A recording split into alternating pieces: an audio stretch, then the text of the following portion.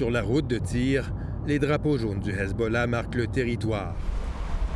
Après presque 3 semaines de guerre, cette grande ville du Sud-Liban n'est plus que l'ombre d'elle-même. Une ville fantôme, en bonne partie vidée de ses habitants. Et pour cause, elle est régulièrement prise pour cible, comme en témoignent ces immeubles d'habitation en plein centre-ville qui ne sont plus qu'un tas de gravats. Profitant de l'accalmie, certains résidents s'aventurent dans les rues pour aller faire des courses ou récupérer chez eux des effets personnels. Hezbollah n'est pas facile, hein? Comme Naïef Yezbek, qui a dû quitter sa maison en catastrophe il y a 3 jours. Bonjour. Bien sûr, c'est dangereux. Vous ne savez pas comment... Vous ne savez... Je ne dors pas là. Je viens seulement pour prendre des trucs et je dors à la plage. Qu'est-ce que je veux faire? Nous sommes ici dans la zone rouge, la zone d'évacuation décrétée par Israël, ce qui veut dire que l'armée israélienne se donne le droit de frapper quiconque s'y trouve, et donc que nous sommes ici, à nos propres risques. Nous ne sommes pas libres de nos mouvements. Notre tournage se déroule sous l'œil attentif du Hezbollah qui contrôle nos allées et venues.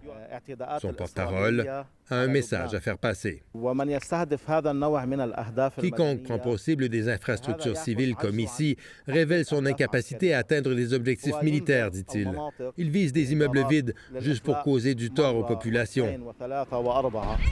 Il faut aller un peu plus loin, près du quartier chrétien, pour voir un peu d'activité. Ici, ils sont plus nombreux à être restés, motivés par un plus grand sentiment de sécurité.